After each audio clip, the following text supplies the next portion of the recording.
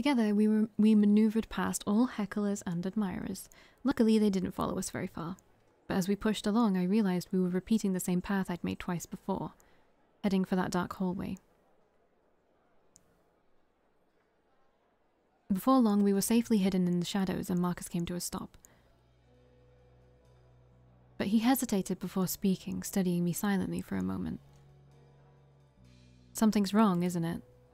Is anything ever right? With a quiet sigh, Markus leaned back against the wall, his voice dropping to a low murmur.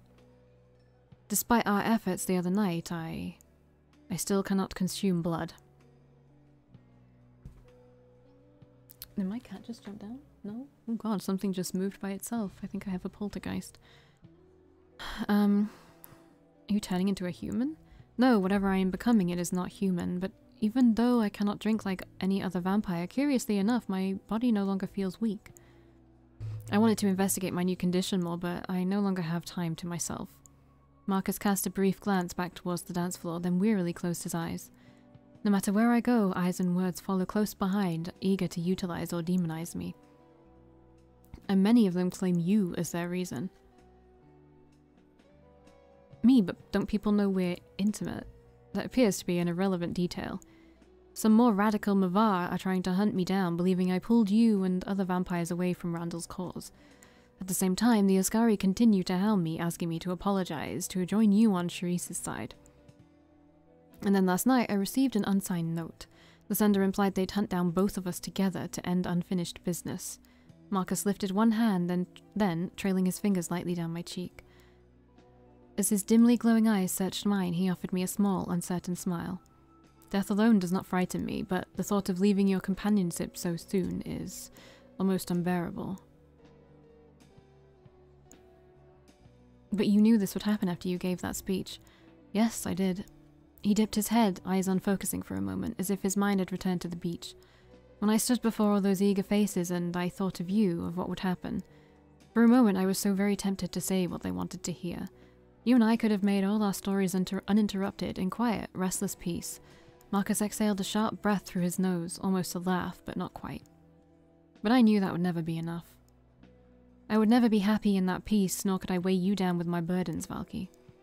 I had to pour gasoline on the flames, or else I would have crumbled away in the miserable ashes.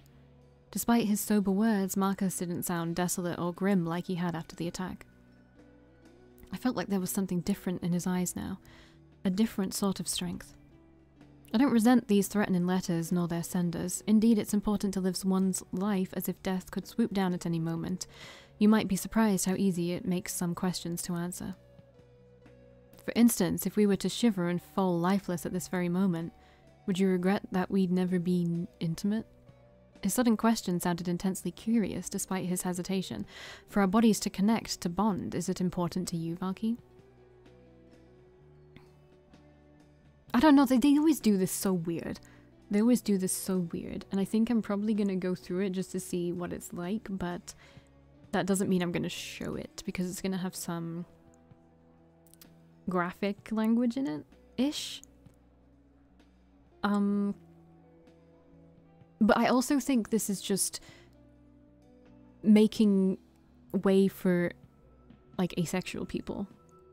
If they're putting themselves into this story, then they want a choice to not do it, right? Okay, I'm gonna save, obviously.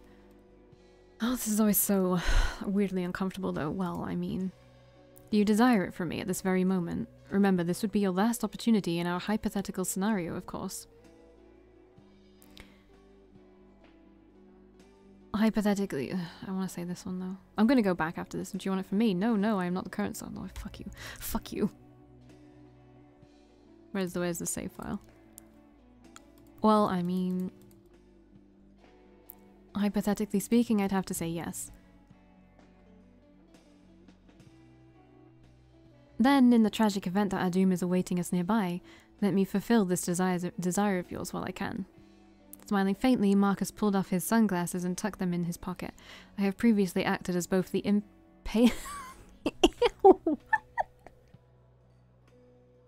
Did you have to phrase it like that?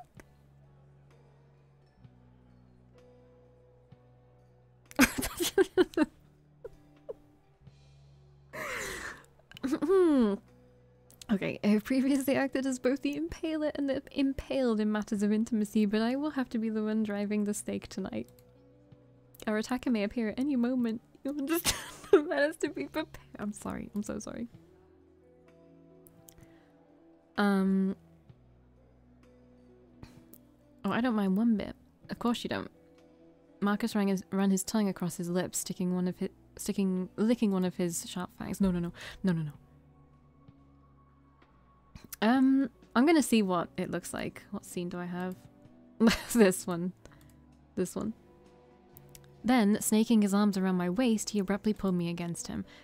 As our lips crashed together, his long, thin fingers ran through my hair, trailing down the nape of my neck. Despite the intensity of his embrace, I felt like there was something slightly mechanical about it.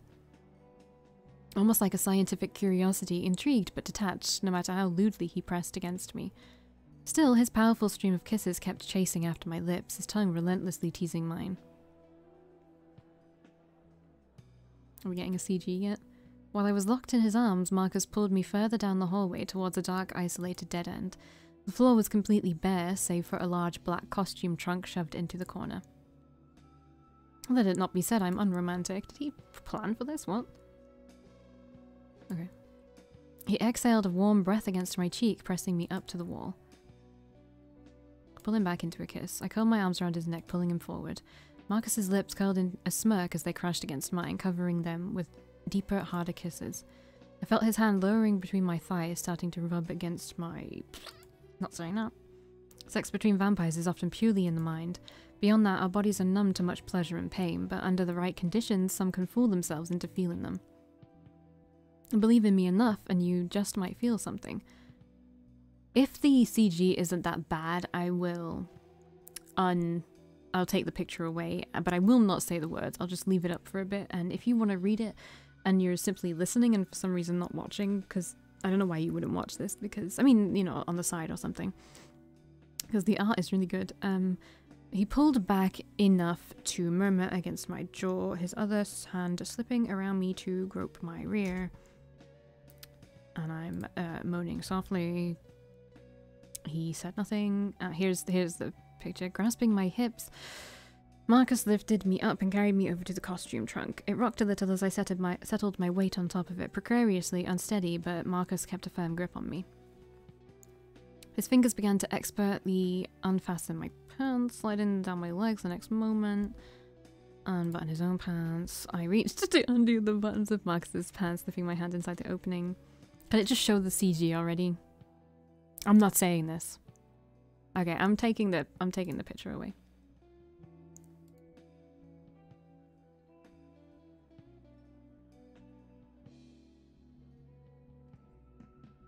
Mighty unfortunate us not being able to use our blood as lubrication. Ooh. A true oversight by our creator through and through. I'm not. Again, this is not me. I'm not saying it.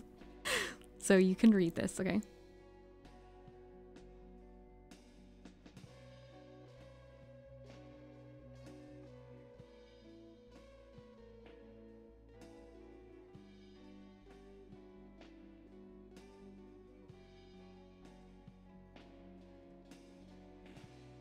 Yes, this is so depressing. Like, I remember when I went through Heath's, and I feel like Heath's is more depressing for more reasons than this. Like, this is just kind of like... He's doing this for our whims. He already knows that this probably isn't worth that much. Apart from maybe if you get some excitement out of being joined like that. Like, if you feel that's somehow, like, meaningful in, like, a spiritual way or something, right? Like, it'll make you connect on a deeper level because you've become joined. But, like, I feel like he already knows that there's not much you get out of it. And this is just depressing. It's just depressing. And the music doesn't help either, really. The music is depressing. Like, I gasped, digging my nails into his chest. Again, I'm not going to start. Okay, see, this is super tame. Like, the Heath CG, they were just naked. You feel just as I imagined you would. Okay.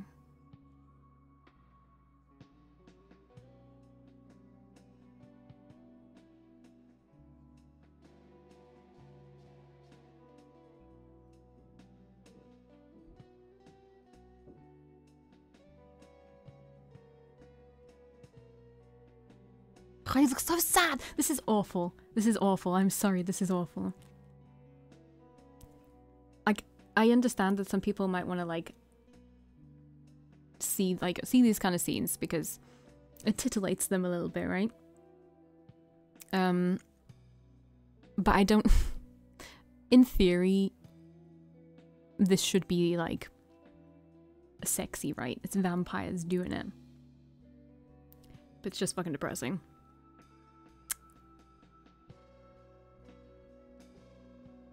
I mean, he doesn't look happy. Oh god, I hate this. Does it make you feel alive? Even though your body is all but numb, does it truly satisfy you? He can't say it doesn't, just because maybe it doesn't for him, right? What makes it so satisfying? The sheer lewd thrill of it, the taboo, the obscenity. Perhaps it makes you feel needed, loved.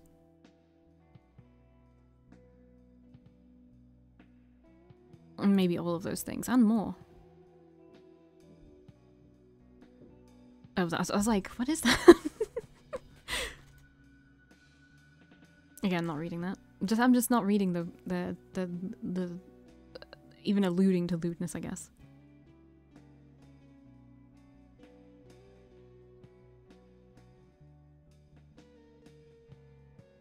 Oh, that's sad. If only I could give you everything you wish for, Valkii. But then there'd be nothing left for you to take yourself. That's a good point, actually. Not reading that. I'm sorry if I'm ruining it, but this makes me so uncomfortable because it's so depressing. And if it wasn't depressing, I wouldn't broadcast it. You know what I mean?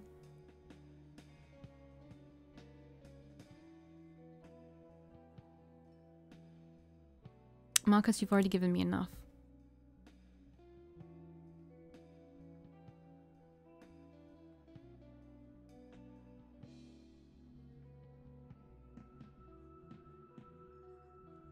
Even if you aren't mine forever, I want there to always be a part of me inside you, Valkii. See, that's...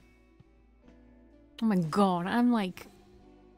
I remember the tipping point in Heath's route where I was like, God, I'm depressed.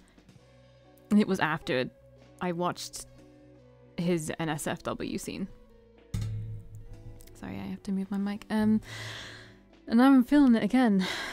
I'm feeling it again, like... Oh.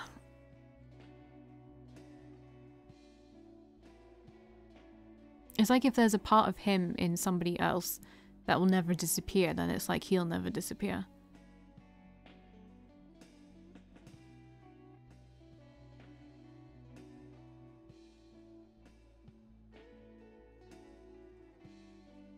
The last thing he can give me. The deepest, darkest, most important part of me. But I don't know if you'll... Oh god. Valkii, Markus, are you there? A voice down the hall called out our names. Stay quiet and still. I didn't move a muscle, wondering if the voice's owner would just leave. But soon I heard footsteps beginning to approach us. Markus smoothly pulled out of me. Not saying that. He handed me my own clothes, which I just barely managed to pull on before. Heath appeared from around the corner, his eyes instantly locking with mine. Oh, I didn't mean to interrupt anything. Right, why were you looking for us? His eyes darted to one side, teeth sinking into his bottom lip. If it could have been anyone, why couldn't it have been Randall? Like, this is, like, tearing me apart a little bit. I feel like this...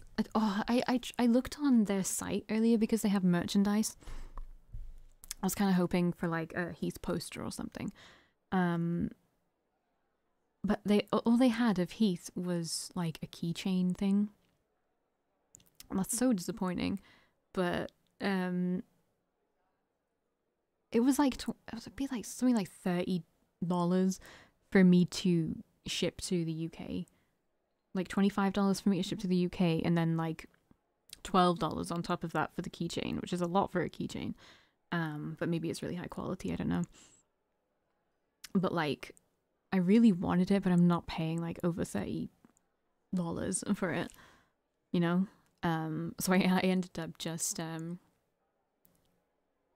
getting like a printed picture of Heath, and I bought a gothic black rose frame, and I'm just gonna put him there. But now I like Marcus as well. Oh, I honestly didn't think he'd make me like him, but I do. I like him a lot. I really didn't think that he'd be able to like slither his way into my heart, you know what I mean? Hunters, they're here, staking out in the streets around the club. Most of the vampires here are leaving while they can. Nobody wants to get caught out alone. For Valkie's sake, I had to tell you. For a moment, I thought I heard Heath's voice cracking with emotion, but he quickly fell silent. Stay safe. It just makes me sad. Well, Marcus heaved a long sigh, slipping a hand into his coat pocket. One hand retrieved his sunglasses and he slipped them back onto his face. The deep, almost trance-like intensity he'd shown just earlier seemed completely gone. Since we were so rudely interrupted in the throes of passion, why not make our way towards my shop, more privacy and substantially fewer hunters? Are you sure it'll be safe to leave? Not in the least, but we'll manage. Marcus led us out of the hall, pushing through the crowd hurriedly streaming for the door. Walking is safer than a taxi, I believe. With someone else behind the wheel, we won't be able to evade people following us as easily. I doubt we will escape without any encounters, but I'd rather deal with them in the street than trapped in my shop. Sure, it makes sense to me. Marcus making sense? Good heavens, what is becoming of me? We managed to leave the club without anyone else noticing us. All the vampires seemed too panicked about getting away from the hunters. As soon as we reached the streets, Marcus swiftly headed towards his shop. We stayed on the main road for a little while, where I thought I heard a very distant muffled gunshot over the traffic and passerby. Before long, though, we turned into the shadowed back alleys. I couldn't sense any vampires nearby, only the humans behind us on the road. Marcus didn't seem inclined to make conversation, with his brow furrowed in deep thought as we walked along. Was he brooding over something he'd mentioned back at the club? Excuse me. You don't mind me taking a few minutes of your time, do you? Marcus came to an abrupt stop. Just down the alley ahead of us, a figure emerged from a crevice in the wall. An emaciated silhouette with sharp, jerky movements. Oh no. Lazarus, what the fuck? Both of you in the same place, nice coincidence. Striding forward on his long, nearly skeletal legs, Lazarus stopped in front of Marcus. They were roughly the same height, but Lazarus seemed much frailer, like his bones would snap if Marcus even touched him. There was no such thing as coincidence. Marcus didn't seem alarmed by Lazarus's presence, but his eyes were grim. You're right, of course. I was ready to take a bite out of an Ascari just earlier, but before that she gave me something much more interesting to chew on. She'd overheard Valkii and Heath on the phone and saw Valkii leaving for the club. And these days it seems like Marcus can't get enough of you, Valkii, so I made an educated guess. Why were you looking for Marcus? I was just getting to that part, actually. I'm not here to kill you, not even to take a few limbs for a trophy. I just want some answers. Lazarus addressed us in a strangely flat tone, one that sounded almost too calm. Yesterday I got a letter from Andre. A long, detailed letter about the plan you made together to stop Charisse's agent from biting me. Marcus stared back at him silently. Why did you keep me from being turned, Marcus? What made you take away the only thing I wanted? You knew I loved Charisse, didn't you? You knew I wanted to make her proud of me. That was going to be my purpose, the only thing I needed. Lazarus's voice started to shake, his gaze piercing into Marcus accusingly. You know, when she saw my face, she never even flinched. She said it didn't matter. I could still be whatever I wanted to be. Night after night, she talked to me, listened to me, she acted like she cared. Each word grew more and more hysterical, a rant that sounded like it was leaking out from inside his head. But when Valkii was turned instead of me, did that matter? No. I didn't even get a message that night. It was like I'd stopped existing for her. The next thing I know, Valkii is her favourite, her precious little girl who couldn't do anything wrong. His eyes shot towards me, wide and accusing. How does it feel, Valkii? Not doing anything, just being loved for who you are, like the whole world revolves around you. It's not like that. Plenty of people hate me too. Lazarus. When Marcus spoke quietly, Lazarus jerked his head back towards him. And you, Marcus. Back when we first met, you gave me a second chance. He clutched at his throat, swallowing hard. You let me live again. You took pity on me, didn't you? So why? Why do you have to rip it all out? Marcus slowly lowered his head. A clear pain reflected on his face, grave as an unwilling executioner. You are not the destiny for our kind, Lazarus. With your power as a vampire, you would plunge this city into fear. Anyone who spoke out against Sharice's rule would meet death or exile. But that alone isn't the most dangerous thing. Most dangerous is that you'd believe it to be justice.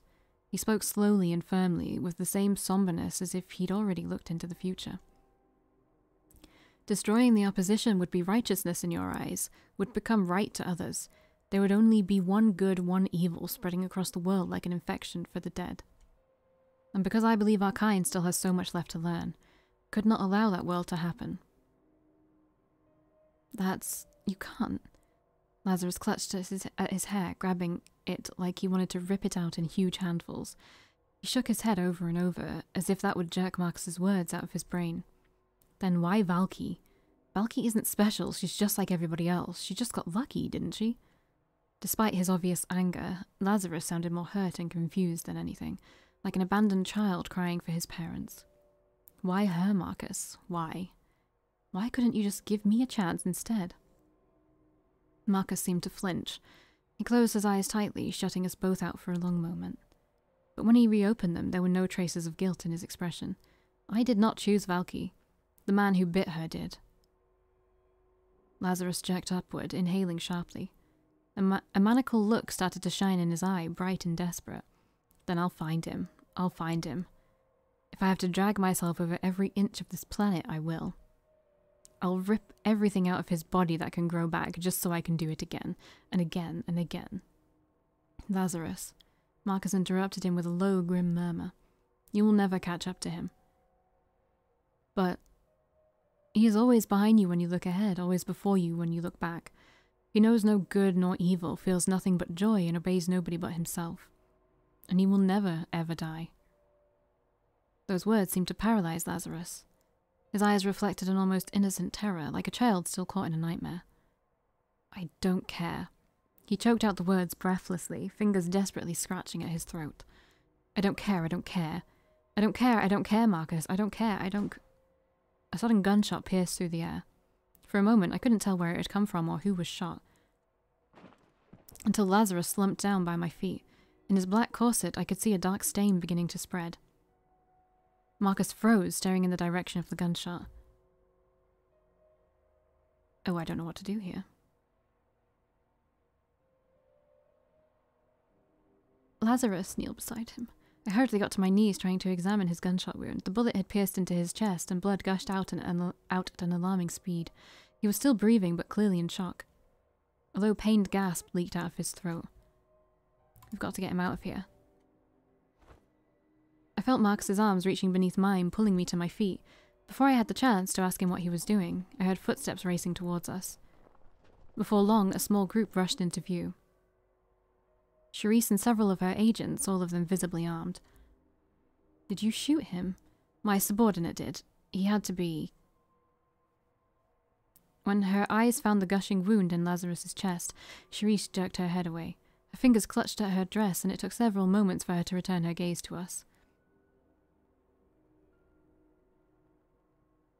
I never wanted this to happen, Lazarus. She tried to speak to him coldly, but her voice sounded so small. You could have just waited for your chance to come again. You didn't have to keep killing. So, did you do this? Lazarus gazed up at her, his single eye dead and listless.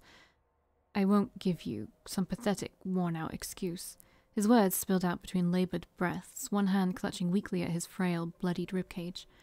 But when no one can care about you anymore, it only takes one little thing to break you down. Just one last fuck you from someone who matters, and you can never go back. One of the agents stepped closer, his rifle pointed down at Lazarus's head. I'm sorry, Lazarus. I can't turn you or let you live. You've become a danger to us all. You knew this would happen if I caught you. He kept his eye closed, not offering a response or attempting to struggle. Step in to save him. I started to step forward, but before I could, Marcus suddenly pulled me towards him. Then, leaning in, he cupped a hand against my ear, whispering quietly, "Valkii, answer me truly. Do you believe Lazarus should be killed?"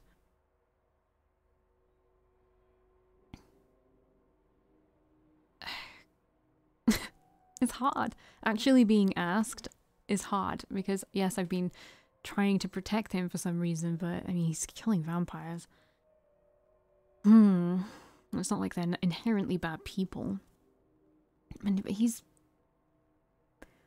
very broken. No, but I don't know what he'll do if he lives. I see. Marcus nodded, but his expression didn't shift. Miss Locke? Yes? One of Charisse's agents abruptly grabbed her, pulling her away. The next moment, several bullets whizzed past her head. "It's the hunters. We've got to draw back. Get Miss Locke to the car. Quickly, secure the road." As the agents cried out to each other, Marcus smoothly stepped past me. With several long strides, he approached where Lazarus was curled in his own blood. The next moment, he picked up Lazarus's skeletal body, cradling him against his chest. "Marcus?"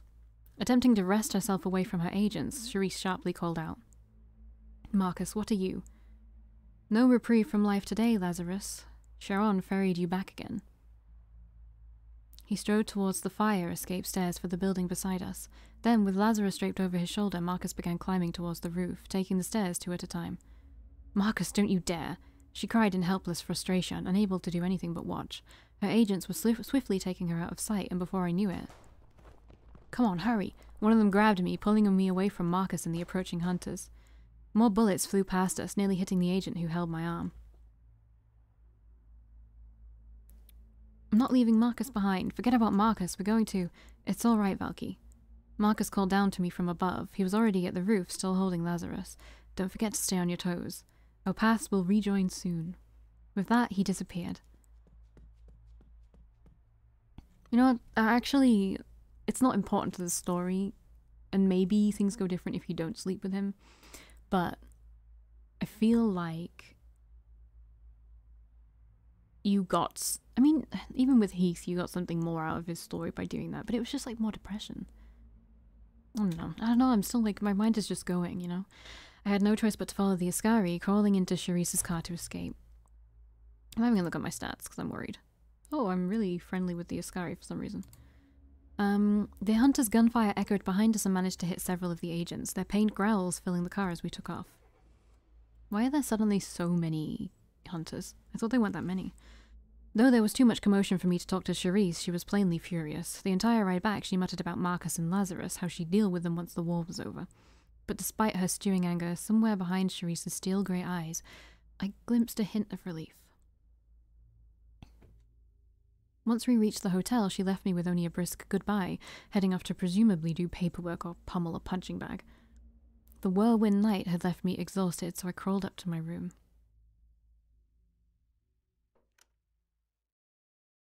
When I finally lay down to rest, I found myself wondering about Marcus, about the time we'd spent together in the club. And the way he'd spoken with that air of quiet determination, it made me wonder what he could be planning. I knew that something in him had changed, and I couldn't put my finger on what. Or maybe there wasn't a word for it yet. Oh god. I'm gonna have to try and sleep. Alright, I'll see you next time. I'll see you in the next one. Bye.